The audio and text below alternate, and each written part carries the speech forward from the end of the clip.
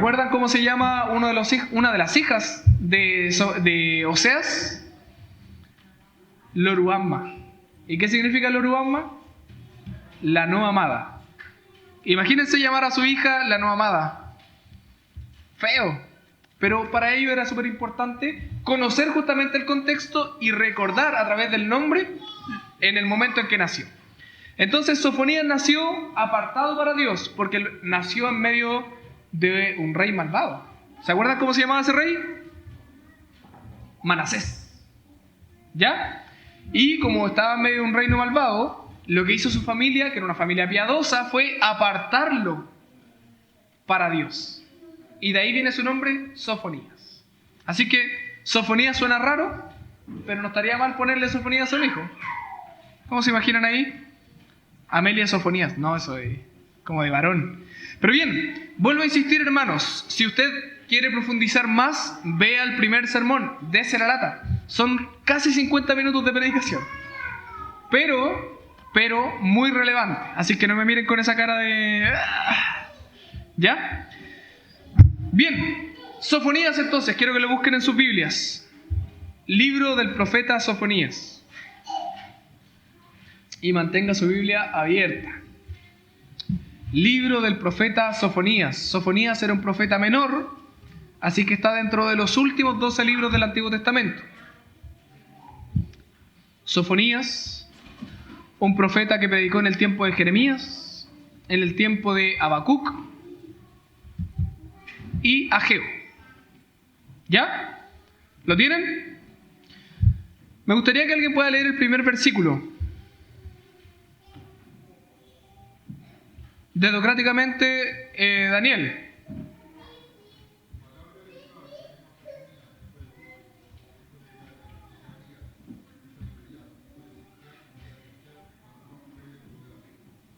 Ya. Hay un montón de nombres, ¿cierto? Un montón de nombres, un montón de cosas raras.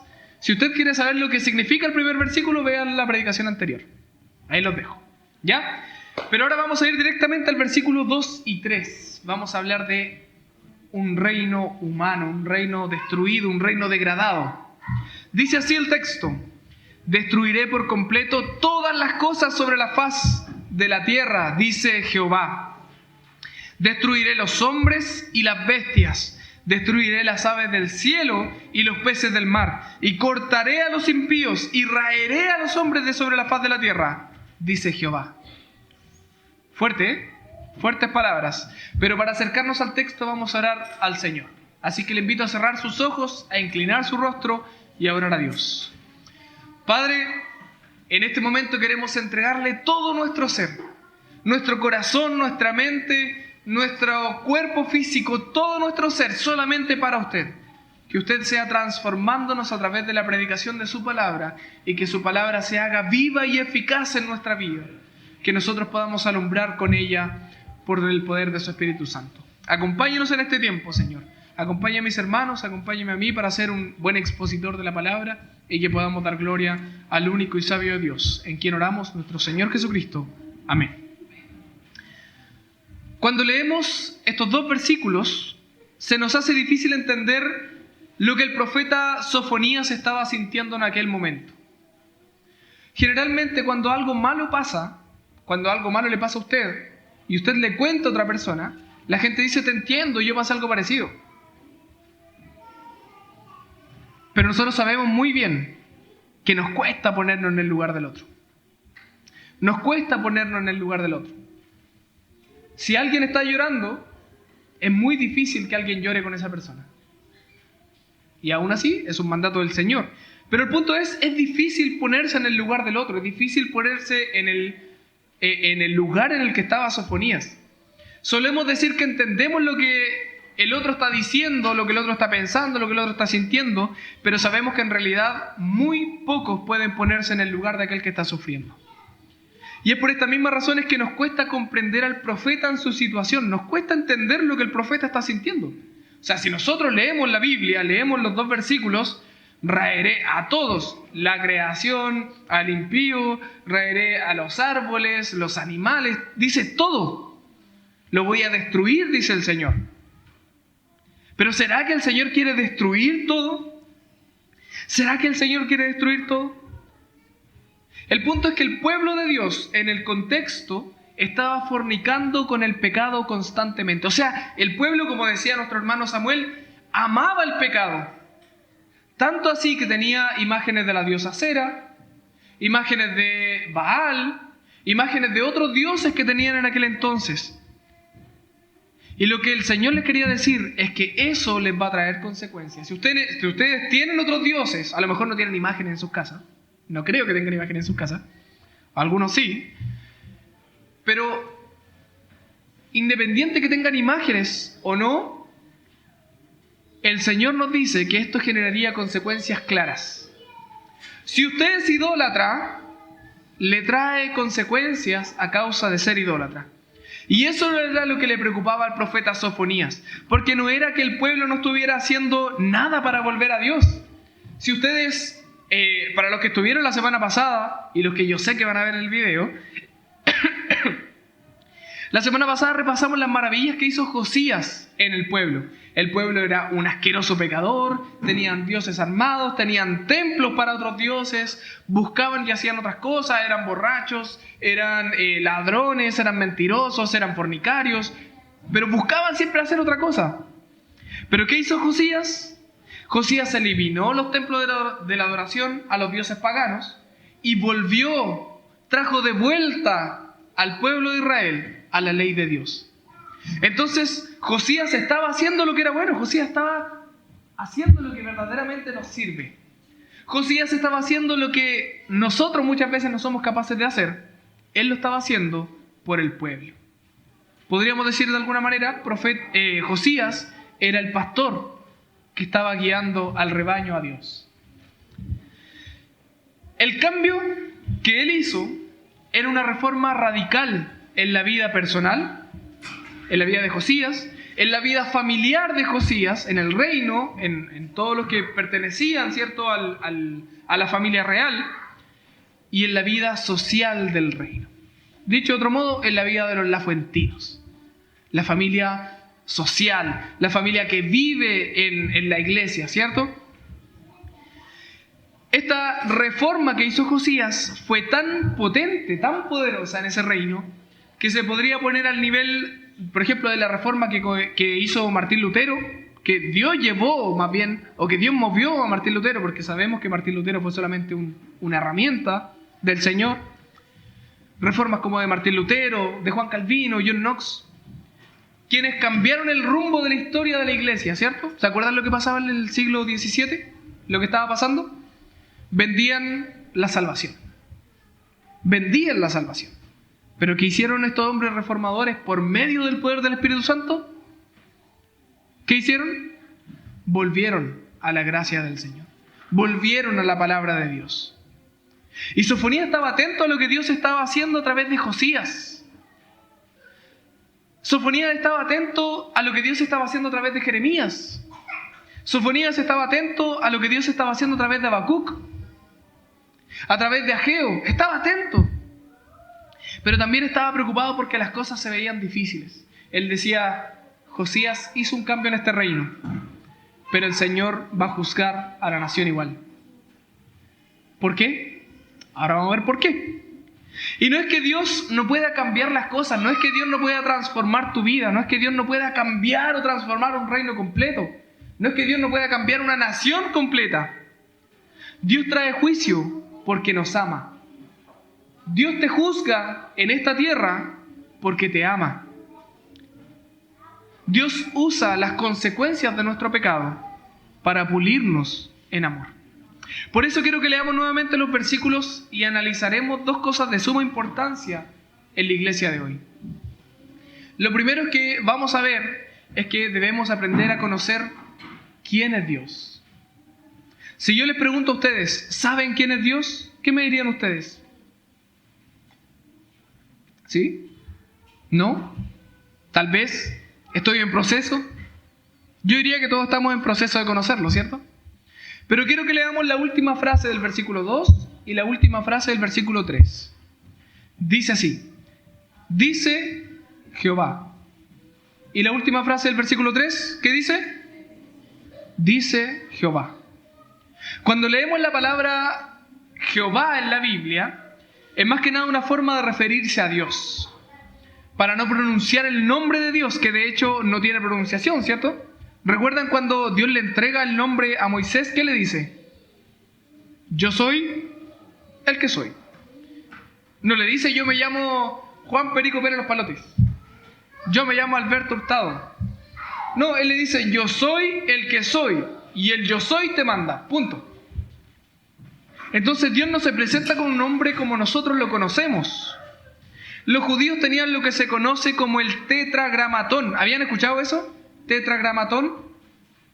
Que son 4 letras impronunciables. Son Yod, Het, Bab y Het, que son letras hebreas. Lo que en español se translitera como Y, H, W, H. ¿Les suena ahora? O lo que muchas veces traducen como Yahvé, Yahweh, Jehová. ¿Cierto? Bien, estas letras que son como una respiración, es como... que por eso es impronunciable, porque es como una respiración fuerte, se unieron con las palabras, perdón, con las letras, no, con las vocales, ahí sí, de la palabra Adonai. ¿Habían escuchado Adonai? Oh, Adonai, Adonai. Esa sí la escucharon, sobre todo para los que son más pentecostales. Bien, Adonai, que son distintas vocales, lo que posteriormente se pasó a pronunciar como Jehová. Y Jehová al español se translitera como Jehová. O sea, en pocas palabras, el nombre de Jehová es una composición de nombres de Dios para no pronunciar el nombre santo de Dios por respeto y temor a Dios.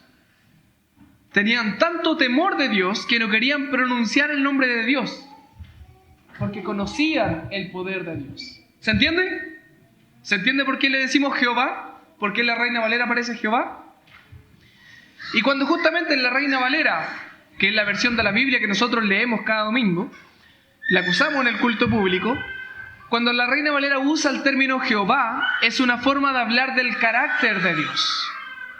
No es cualquier nombre de Dios. Sabemos que existen distintos nombres de Dios. Por ejemplo,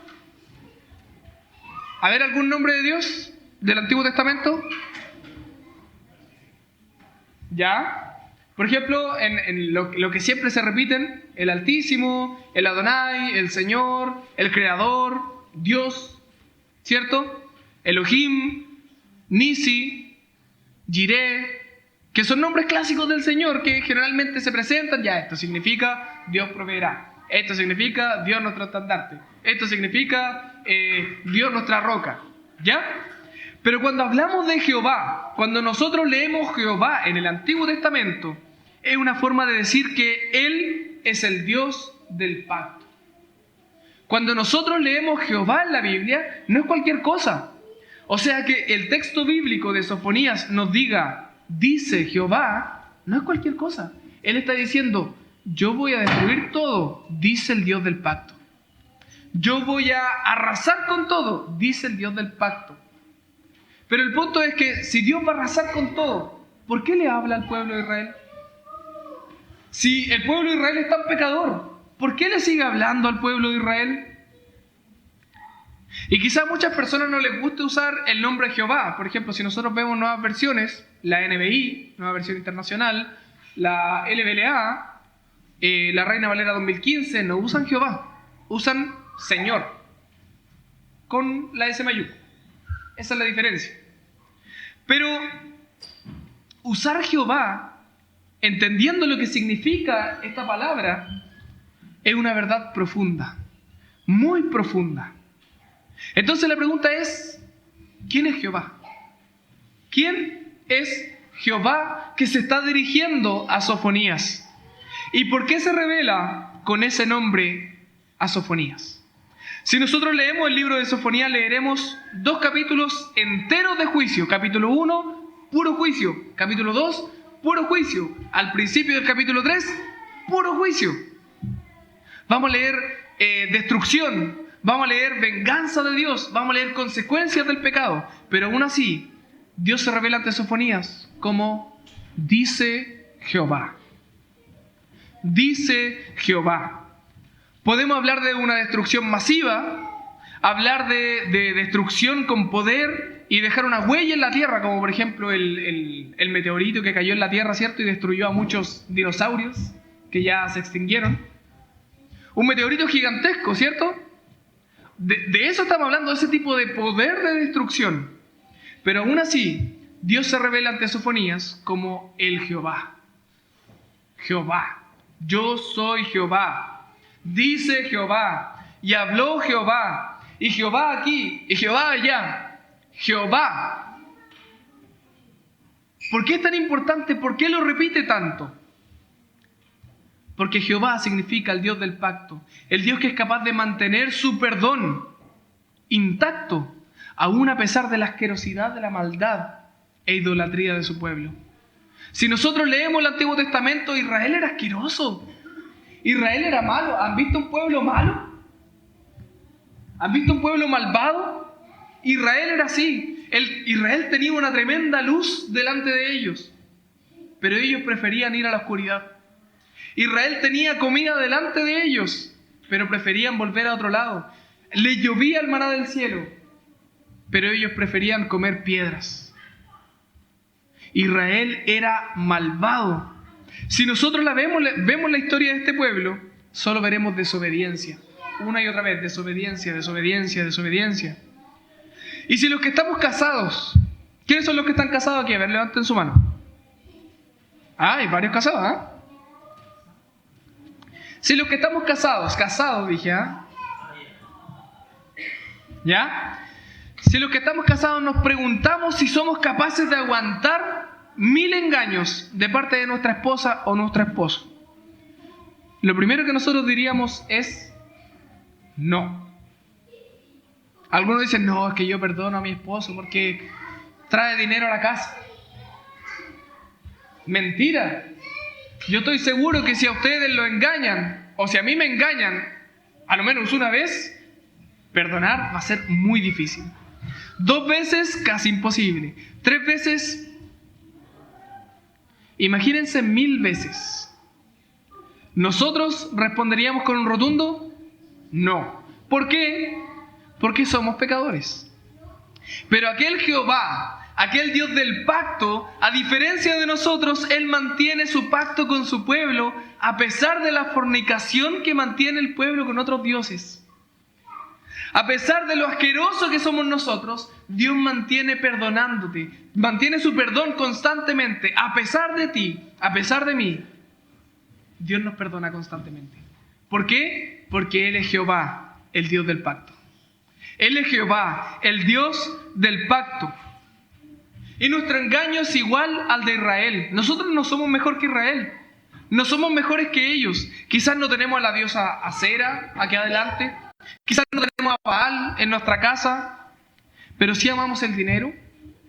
Pero sí amamos el ocio. ¿Cuántas horas pasamos frente al teléfono? No voy a preguntar más allá. Amamos satisfacer a nuestro propio yo. Amamos satisfacernos.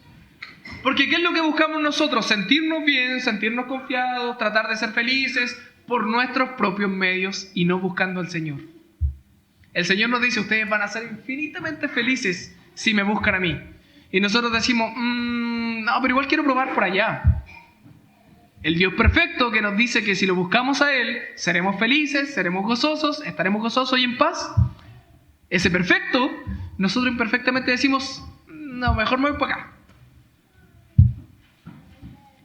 Y todo eso es suficiente para afirmar que somos unos pecadores empedernidos y que no merecemos más que destrucción. ¿Hay alguno aquí que no peque? Todos pecan. ¿Hay alguno aquí que no merezca el infierno? Todos merecemos el infierno. Pero Dios nos muestra que Él mantiene su pacto eterno. Dios no es como nosotros. Dios no es como nosotros. Cuando amigos tuyos te traicionan, ni siquiera una gran traición, te enojas, te frustras y empiezas a decir, soy manso pero no menso. Te perdono pero no te hablo más. ¿O no? Soy manso pero no menso, pero voy a tratar de evitar el saludo. Hermanos, Dios mantiene su pacto eterno. Ese pacto que nos permite mirar hacia atrás y no ver mi propio pecado, sino ver la misericordia de Jesús en la cruz. Si usted mira hacia atrás, no mire el pecado de su hermano. Si usted mira hacia atrás, no mires tu propio pecado, mira la cruz. Si tú miras hacia atrás, mira a Jesucristo crucificado que murió por ti y por mí. Porque ese es la ejecución del pacto perfecto. La ejecución del pacto perfecto, ver el perdón de todo lo malo que he hecho, de todo lo malo que hago y todo lo malo que haré delante de mi santo Dios, ha sido perdonado por Jesucristo en la cruz. Eso es Jehová para nosotros. Un Dios que mantiene su palabra de amarnos eternamente, de amarnos para siempre a pesar de nosotros. Nuevamente, si leemos Sofonías, vemos juicio, vemos destrucción. Y de hecho, si leemos los capítulos que siguen, podría darnos hasta miedo, porque es como, va a destruir todo. Pero aún así, Dios no solo envía juicio, porque como es Dios, Él podría haber enviado el juicio ya. Podría habernos destruido por completo hace rato. Pero a pesar de las 1000 advertencias, agrega otra profecía más para hacer volver a su pueblo a la tierra prometida. Esa tierra que ellos perdieron, nosotros la estamos ganando. Esa tierra que ellos no aprovecharon, nosotros la estamos ganando, no por nuestros medios, sino por los méritos de Jesucristo en la cruz. Dios podría destruirnos, pero su misericordia es tan grande que sigue advirtiéndote todos los días, todas las semanas, todos los domingos. Dice Jehová, dice el Dios del pacto, que guarda el pacto contigo, que guarda el pacto contigo. Y si pecaste, arrepiéntete y acércate a Él. Eso es Jehová, el Dios del pacto. Luego dice, destruiré por completo todas las cosas sobre la faz de la tierra. Y aquí se puso más complicado. Destruiré por completo todas las cosas sobre la faz de la tierra. Destruiré los hombres, destruiré las bestias, destruiré las aves del cielo, destruiré los peces del mar, cortaré a los impíos, o sea, mataré a los impíos y raeré a los hombres de sobre la faz de la tierra. Cuando leemos este oráculo, esta profecía, ¿qué es lo que se nos viene a la cabeza? Que Dios va a destruir el mundo, ¿cierto? Que Dios va a destruir todo cuanto existe. Y generalmente estos textos se usan equivocadamente para una especie de aniquilación de la creación. De aniquilarte por completo, de matarte, de matar todo cuanto existe, de destruir la tierra. Uno lee estos textos y es como, ya me dio miedo. Ya me dio miedo. Pero como ya lo hemos dicho en otras ocasiones, esto no es ni será así. Porque Dios no creó para destruir su creación. ¿Ya? Además, pensar en que hoy es mucho más malo y que nunca había habido tanta maldad en el mundo, que son cosas que nosotros muchas veces hemos dicho, es una afirmación muy ególatra. Porque a veces cuando decimos que estamos muy mal y que es lo más malo que ha pasado en la vida, es pensar que nosotros somos el centro de la historia. ¿O me equivoco? Todas las cosas que pasan hoy día está tan malo, Chillán está tan malo. Hay un montón de cosas malvadas. Nunca se había visto esto. Hermanos, eso es ser ególatra. Porque pensamos que nosotros somos el centro de la historia, cuando el único centro de la historia es Jesús. El peor juicio que podría ocurrir o haber ocurrido en la historia completa de la humanidad fue la muerte de Jesús. ¿Por qué? Porque fue Jesús quien llevó la ira de Dios sobre él. Que te roben el auto, que te quemen la casa, que maten a alguien de tu familia. Eso no es un juicio, no es la ira de Dios sobre ti.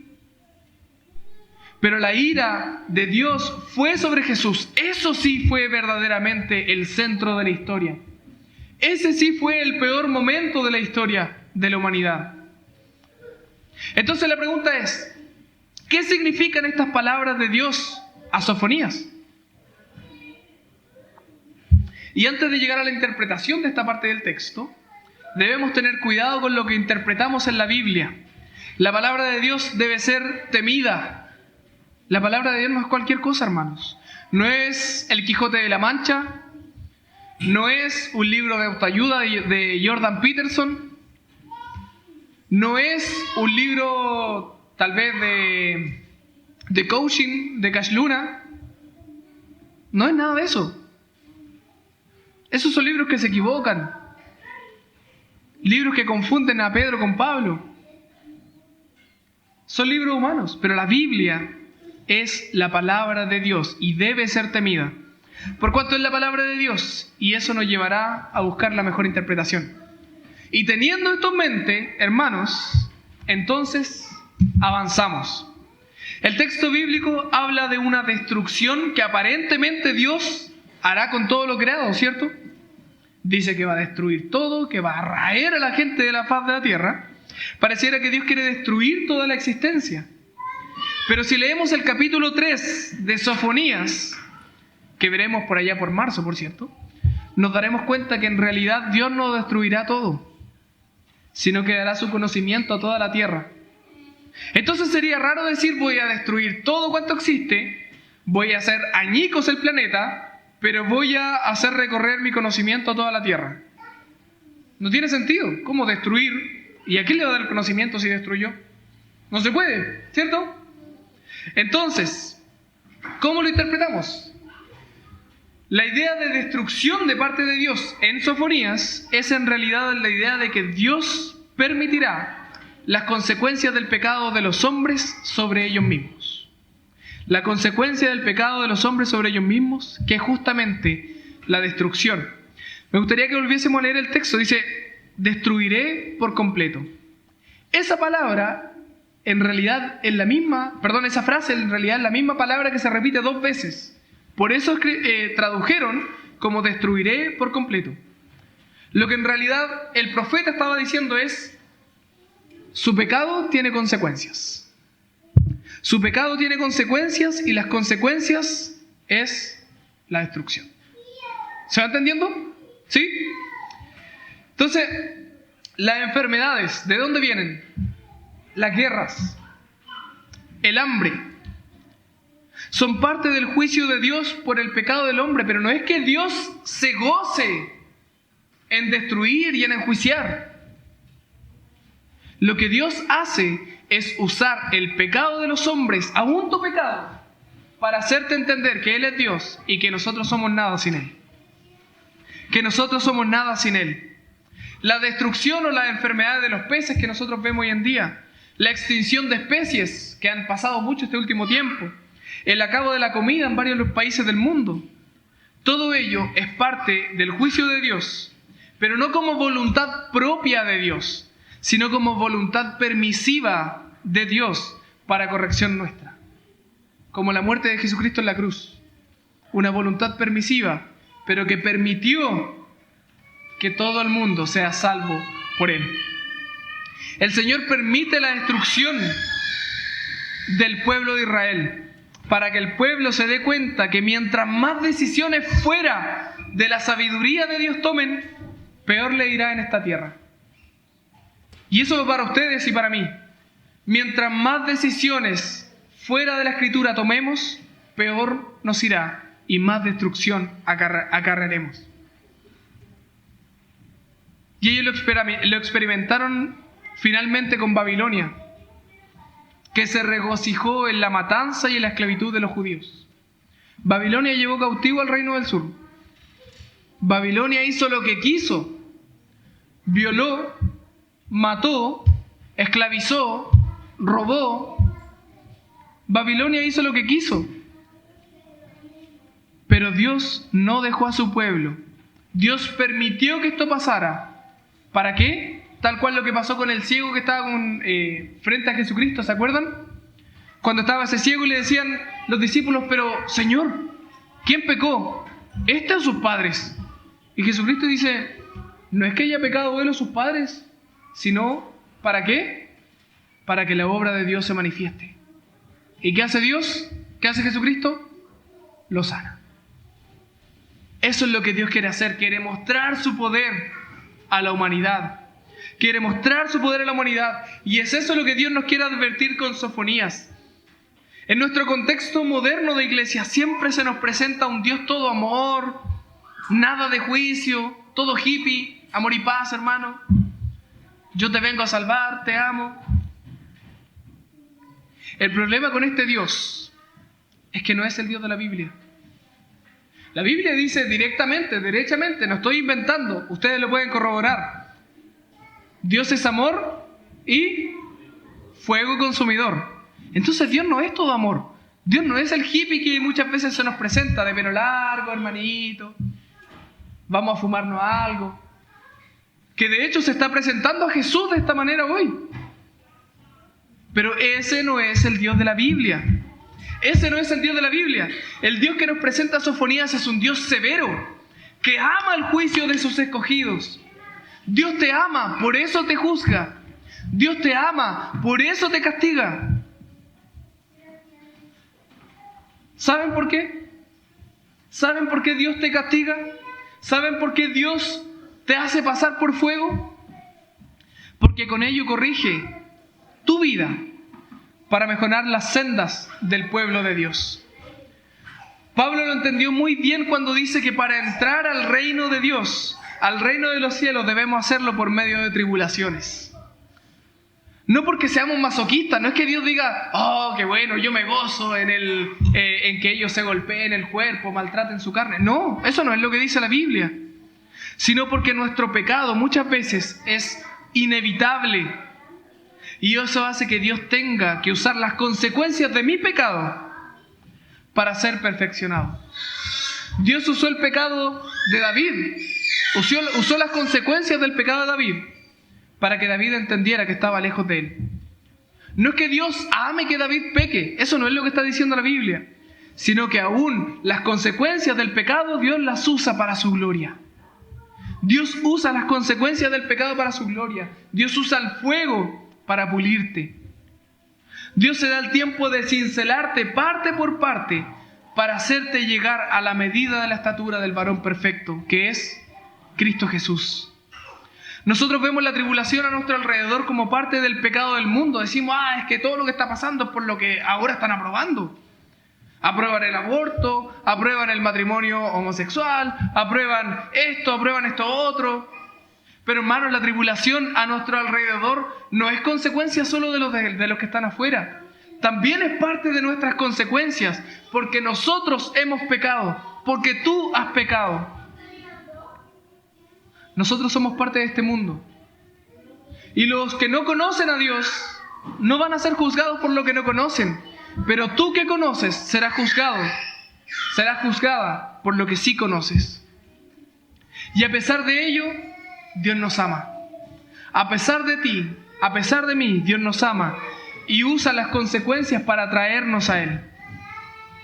La destrucción que nosotros vemos hoy día no es el juicio eterno de nuestro Dios.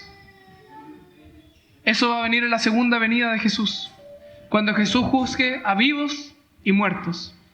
La destrucción que vemos hoy, el calentamiento global, las guerras entre países, la inseguridad en las calles, es consecuencia de tu pecado y de mi pecado. De tu pecado y de mi pecado. No podemos echarle la culpa a otros. Es culpa tuya y es culpa mía. Dios nos está llamando. Y eso es lo que nosotros tenemos que hacer. Acerquémonos a Él confiadamente al trono de la gracia. Si aún así no lo haces y prefieres tu pecado, Dios usará las consecuencias de tu pecado para hacerte entrar al reino. Pablo lo dice así: a veces va a ser necesario que Dios destruya nuestra carne, pero que entremos al reino y no se pierda nuestra alma. Eso es el amor de Dios. Que a pesar de destruirnos, Él nos salva, Él nos sostiene, Él nos mantiene en Cristo Jesús a pesar y en medio de nuestro pecado. Por eso, hermanos, les invito a permanecer en la palabra de Dios, a reformar nuestras vidas en torno a la ley de Dios y a confiar nuestra vida en torno a la gracia de Dios. Mi pregunta para ti en esta mañana es: ¿qué estás haciendo para vivir en el reino de Dios? ¿Qué es lo que tú estás haciendo para vivir en el reino de Dios? ¿Estás arrepintiéndote todos los días de tu vida y viviendo en torno a Jesús? ¿O estás gozándote en tu pecado? ¿Qué estás haciendo? Y si tu respuesta es gozarte en tu pecado,